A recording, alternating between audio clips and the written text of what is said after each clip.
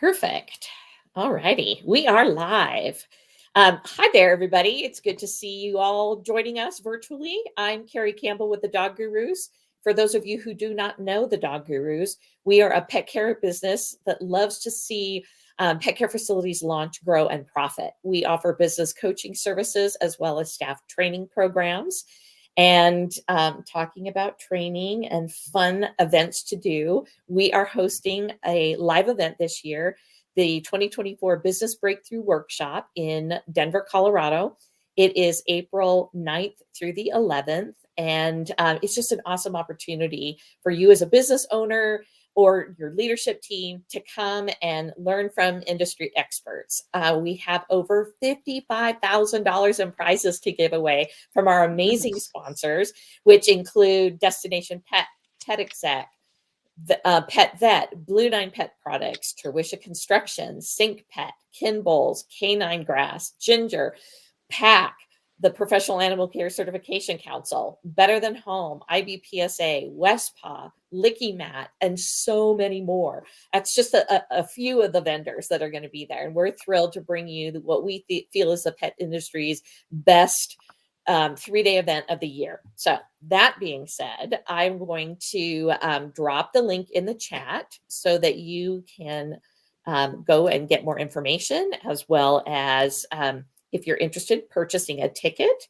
Sorry, I'm trying to talk and do, Amber, you know me, technical issues, right? All at the same time. Okay, scroll that at the bottom. Perfect.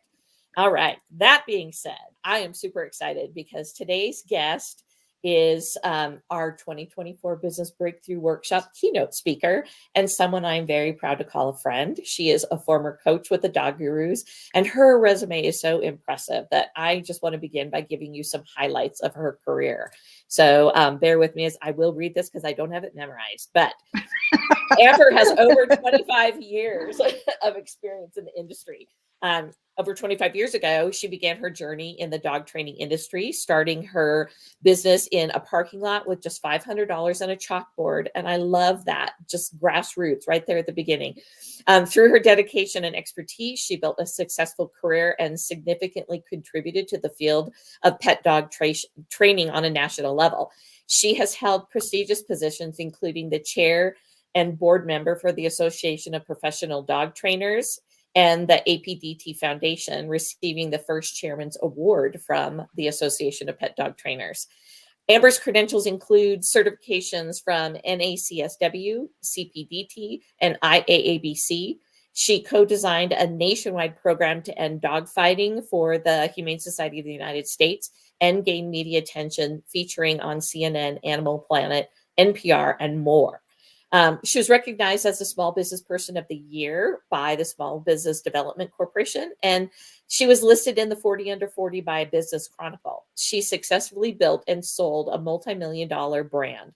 And that just happened not too many years ago, because after taking a 2-year sabbatical following the sale of her business, she founded a new company called Leashwise. She's channeling her passion into assisting others and leveraging her vast experience to guide dog trainers and turning their businesses into profitable enterprises and facility owners into adding dog training to their client services. She recently completed her first book, The Top 5 Answers to the Top 5 Questions Asked by Dog Trainers Starting a Business. And she's launching new content in the spring of 2024. All that being said, welcome, Amber. I'm so excited to have you here today.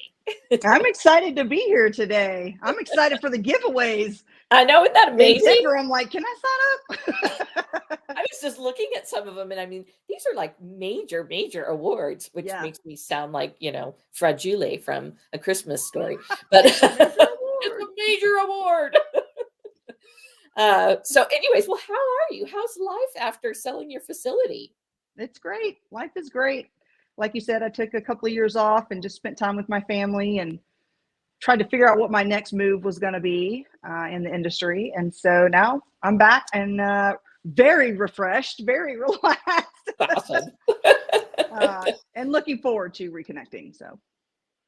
Wonderful. We miss having you as a coach with us. That was some of my best times working with the dog gurus. So I love working with the dog gurus. I do miss coaching for you guys. And I'm so impressed with how TDG, the dog gurus, yeah. you guys are growing. It's amazing what you're doing over there. It's fantastic to see.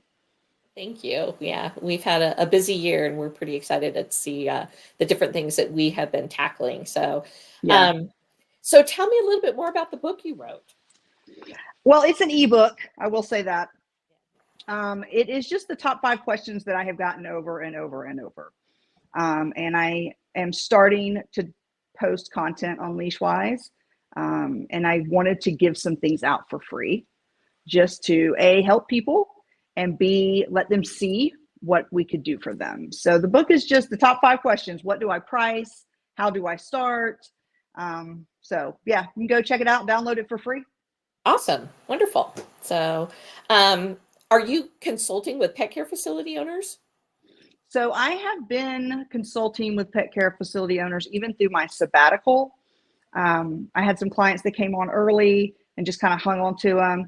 And I've been consulting with dog trainers on and off through that sabbatical as well. And so now I'm just creating a more streamlined version of that, and coaching specifically towards dog trainers who are trying to either launch a business or see it grow and sustain, and pet care facilities that want to add training to their facility. How do they do it? How do they do it proactively? How do they do it and make a profit? How do they train their people? All that piece of it. So what have been the biggest takeaways for you from transitioning as a pet, pet care facility owner to now doing more like consulting and working on this new stage of your career? I mean, the biggest transition from selling your business is not waking up every day for me and hitting the ground running. It's like you said, I started my business and it was just me, and then it grew into what it became. And so every day I woke up early and I was ready to hit the ground and I ran all day. And that was something that I actually loved about owning that business. I loved that I never had the same day twice. There were days when I was tired. There were days when it seemed like it was a lot. And of course, the pandemic happened. And if you had a business during that period, I don't even need to say anything more than the pandemic happened. So when we got the opportunity, they came in and made an offer to us. We took it. Well, I took it. It took about a year, I would say, for me to really unplug fully. There's a period of time, it's a transition when you sell the business. So we still had that transition period. Once that was over, I just found myself having a little bit of a challenge to get out of that get up and go and focus all the time. So I forced myself to. I took some trips. I did a lot of meditation, went to a meditation center, really just focused more internally on myself.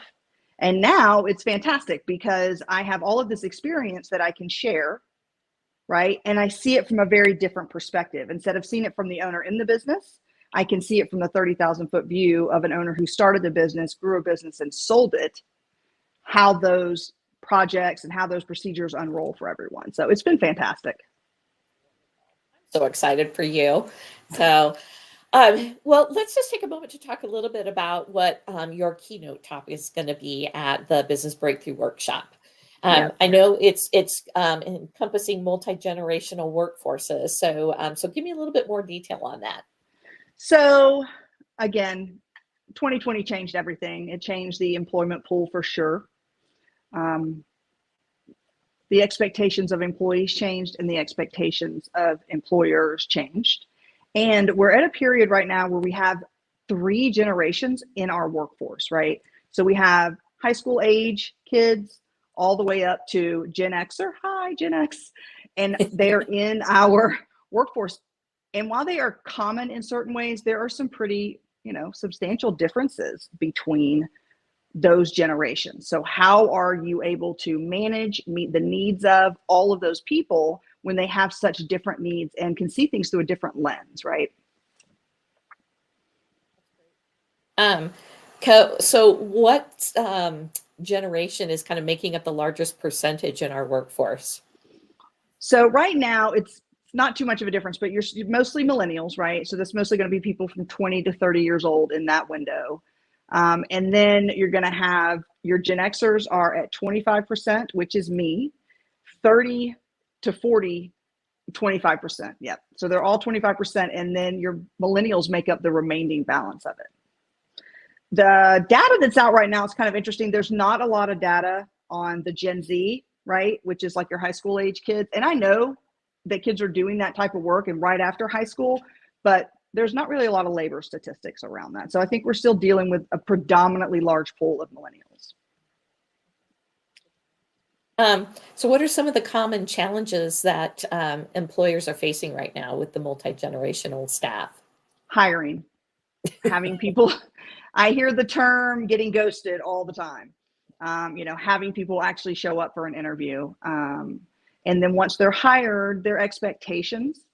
I mean, Kari, you've been in this business a long time too. A lot of times people come in and they want to work in this type of facility because they want to play with dogs, which is great, right? We want you to play with the dogs, but there is also the other side of the job, which, can be kind of not fantastic and not as great as playing with the dogs, right? Dogs, right. The cleaning's not as much fun as playing with the puppies. So you'll get some unrealistic expectations or what they thought the job was going to be, which impacts our commitment level. And the commitment level across the board has just not been fantastic for a lot of people. We are right now all living through this, I want to call the great awakening of people. I know, right? Big words, but people want different things now. I don't think I know. After the pandemic happened, people started to really look at work differently. They wanted more of a work-life balance, which is something that we've said for years, but really want a work-life balance. So it's different now. And, people don't want to work 80 hours a week and work overtime. And so it's definitely a different landscape. I feel like baby boomers were that, work until the work is done, and so that was our parents. And so, our generation is still kind of in that same set that you really have to kind of work until the work is done. And we may have strived for work-life balance, but we were definitely not expert as it. Whereas these kids are so good at setting boundaries. And I'm like, I want some of that. Yes, right. I want to be able to set my boundaries and not work as hard. Especially, listen, and I know that the millennials are not what a lot of people would say young. I have a younger child. He's 16 years old. He even has that trait. Like he sets boundaries at 16 that I don't think I would have been able to set at 16 because my parents are boomers and you work until the work is done because you made the commitment. And it's just different. Things are different now. So with that being said, what are the commonalities between the different generations in the workforce? Well, when we're talking about care. Right. When we're talking about pet care, especially dog care, hopefully all of us love dogs, right? We all have that common link. And that seems kind of obvious, but as somebody who's been in this industry for over 20, 25 years, you can meet anybody, anywhere, at any time. And almost always you can talk about dogs. That's a common link, right? You can talk about a lot of really hard topics if you're also talking about dogs. So that's the biggest common link. The second common link is communication. Everybody wants really clear communication and they want to be heard. There is a shift between my generation and the generations following me where being told what to do isn't enough. They want to be part of the conversation and they want to be heard and they want very clear communication. And the generations are different, although the millennial and the Gen Z is not as different in how they want that communication. So that is also happening, right? Some people want email, some people want text, some people want phone calls. Like it's all over the board in regards to that. And the last thing is everybody wants to be valued. Everybody wants to be valued. That's the overriding theme that I hear from my clients and I hear from other professionals is before work was just work. And now it is becoming, yes, it is work, but I want to be valued in my work. I want to be heard in my work because I am there, 50% of my life, basically. So do you think in that value, it's tied to wanting to feel like they're contributing? Because that's something I used to hear quite a bit when I still had my, active facility is that, they felt like their contributions were making a big difference. So it was just different buzzwords that we started to hear. And definitely the work-life balance thing is something they're very strong at. So and even to the point to where if someone feels like they are contributing and they are being heard and they are part of the team, they may accept a lower pay scale than if they're not being heard or not part of the team. It's that much a part of people's, innate need at this point. Do you think that money is still the main motivator, though? Oh, yeah, absolutely. All of the data says that. All of the data, especially, we're all living in the same country. Inflation's a real thing. Yeah, that's very true. Right. So it is the number one reason still that people leave a job. It is. It's funny. I was just on another call a few hours ago. We were talking about how inflation for pet food has actually surpassed inflation for people food. It's like 14.4% for pet food and 8.5% for people food. And I'm like, gosh, I read that. I think it was on CNN. I read it somewhere in one of my news apps that it's surpassing everything, even healthcare and healthcare products in inflation. Crazy. So, it just seems like there has to be a point where it stops, right? Because otherwise we're going to outprice ourselves just to try and keep up with the cost of doing business. But that's interesting. So where do you think employers can go from here as far as dealing with the multi-generational workforce? Educate yourself, number one. If you're coming out to Denver, love to see you. It's a good place to start your education. I'm going to talk a lot about this and give you some action steps to take away, but there's also going to be a lot of other people there who have got also great ideas. So that's a great place to start, is educate yourself. The second part is you need to be strategic. You need to be strategic in your hiring, in your training, which I believe the training side of this is almost more important than the hiring. I don't necessarily need to hire someone who has experience. I just need them to have the desire to be successful, right? And if they are trained correctly, they're much more likely to be successful. And finally, retention plans.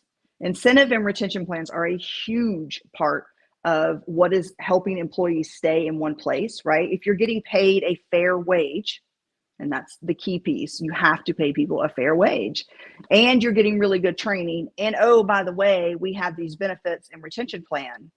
To me, that is the three-legged stool. It's going to stand, and you're much more likely to hold on to your team members. Is there anything else about your actual presentation that you want to share today, just as a little snippet or teaser? Well, I have two things. Back to the millennials, they are actually the largest pet owning population as well, which is fascinating. They are spending the most money on pet products, and they are working the most in the pet industry, which I think is very, very interesting. There's a true passion for it, I think, a true love for that. And last, the boomers. The boomers. My mom is a boomer. She's 74 years old. A lot of boomers are still working. So as an employer, don't discount that generation. And like you said, they will work till the job is done. They will. But they are still working, and they are still a sizable piece of our multi-generational workforce. So don't count that out, right? And somebody like that can come in. They have a lot of world experience that is really beneficial to your younger employees. So one thing I would like everyone to take away is not just mentor down. So if you have an employee that's 65 years old, they're mentoring down to your 25-year-old employee, but also mentor up, because that 25-year-old employee knows a lot of things that this older person just hasn't had access to. And I'll give you an example. When I owned my own company, I had an employee who worked for us. His name was Justin, great kid. He worked for us for probably 6 or 7 years. And that was when texting was like all the rage. We didn't do WhatsApp or any of that. We texted everything, right? And he came to me one day at work and he was like, "Hey, can I tell you something?" And I was like, "Sure." And he goes, "When we're all group texting," and I go, "Uh-huh." And he goes, "And you say okay?" And I go, "Uh-huh." He goes, "Everyone thinks you're angry." I was like, "What? What are you talking about?" Because okay means you're not happy, and KK means you are cool with what's happening. So in that moment, he mentored all the way up of, listen, I know you don't know this, but yeah. That's so funny. That. So, we know mentoring, all of us understand what that means, but what we don't really think about is the reverse way, So true. It's just making me think about every time I get like a new iPhone or some new update comes out on your phone. And I'm just like, I used to be so tech savvy. And now I just sound old even saying that out loud.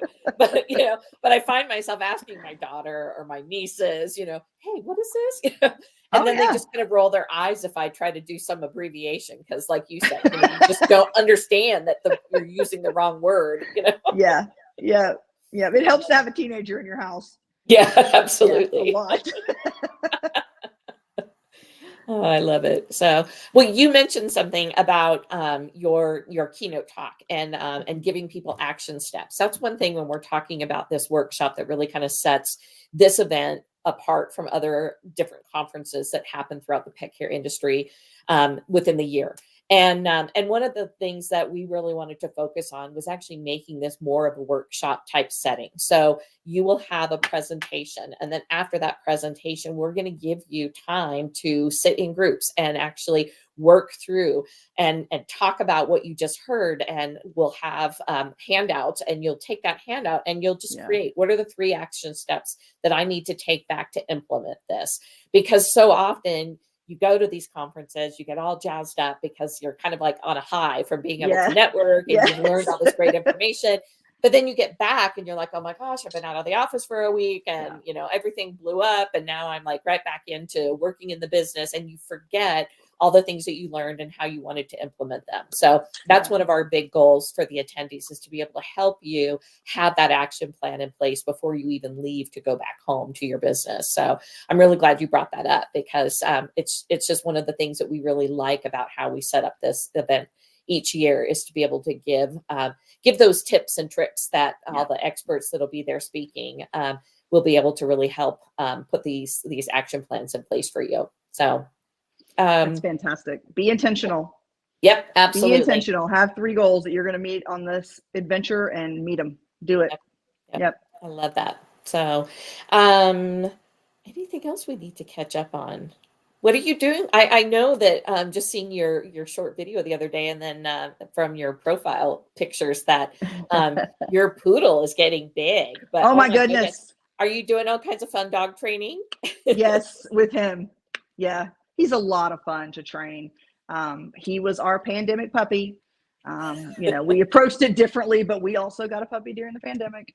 And so it's been challenging in really new and interesting ways. But he is fantastic.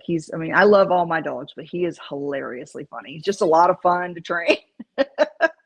They are wicked smart. I mean, they are smart dogs. So yeah. Yes. And high energy. So, that's a lot to take on. But, when I lost my Frenchie last year to cancer, I was like, oh, I'm just going to wait. I'm not going to, look for anything. And then I was like 6-7 weeks out. I'm like, man, I really miss having a dog. So started looking at rescue sites, and I ended up deciding to get a puppy. And, my friend Peg, she's like, oh my gosh, you're going to ruin a puppy.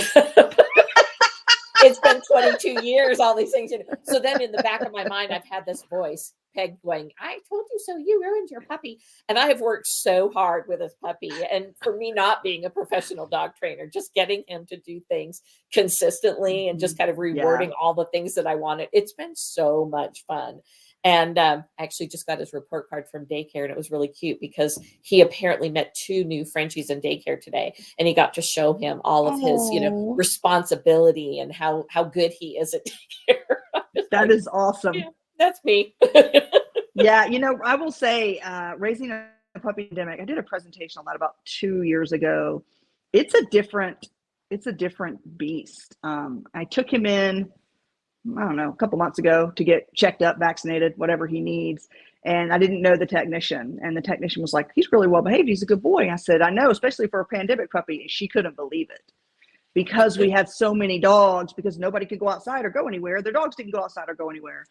So it's definitely challenging to raise a dog in that type of an environment. And it's been really interesting to see colleagues, friends, clients, their dogs, and where some of them thrived and some of them didn't. I think there's going to be some real interesting work to come out of that situation. Oh, I can only imagine, as dog trainers and or behavior consultants have seen in the last 4 years of these puppies that, just didn't have the socialization experience that they normally would have had.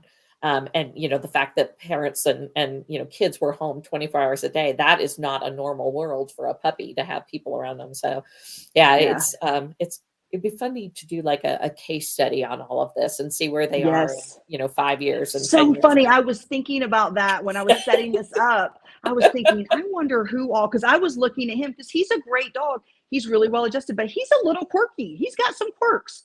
And I don't think he would have been that way if we had just a normal, and he got much more. I mean, he went to work with me every single day, but he still was with me all the time or at work or at home. And that was kind of his world. So he's a little quirky. And I was thinking, I need to make some phone calls, send some emails, and check, where is your dog right now? How is he or she doing right now? Right? Absolutely. Yeah. So you gotta think somebody's probably tracking that information. Somebody is. Somebody or somebody, somewhere is tracking this. That's funny. So, oops. You're still there. Okay. No, that's kind of strange. So, the registration link has been scrolling across our banner here the whole time, but I also want to let folks know that we do have a Facebook group that you can join. So if you are interested in connecting with other business owners virtually, asking questions of one another, sharing tips and tricks, we absolutely would invite you to join. We'd love to have you. I'm going to put that link in the chat as well. But just know that we have 2 rules, and that is be nice and don't try to sell stuff. So put this here. If you have not been to a Dog Gurus event, you need to come. It's fantastic. It's a really good event. Yeah. They are different because they are different. Yeah. There's just I love it. that's there. And we're a fun group. We like to have a good time. Lots of laughter, and there'll be some really good networking receptions at night, and maybe a little alcohol involved. That's always fun as well. So, if we have any questions in the chat, please feel to drop those in while we still have Amber with us. And if not, then please plan to come out to the Business Breakthrough Workshop. You can register at thedoggurus.com, our main website. And there's actually a direct link, which is in the chat. I can post that a second time here. Again, too many technical things to have to do simultaneously, but there's the registration link up again. So if you want to go directly to the page where you can just select your ticket and your hotel reservations, that link is there as well. So I am not seeing any other questions come in. So we will wrap it up for today. But Amber, thank you so much for joining us. Thank you. And oh This my has gosh, been great. I'm so excited to see you in person. So it'll be a great event. And as well as if anybody has any questions, you can always reach out to us at the Dog Gurus. You can reach me directly, Kari, spelled Kari, at thedoggurus.com. And we will look forward to seeing you all in April here in Denver, Colorado. Thanks for joining us. Great. Thank you.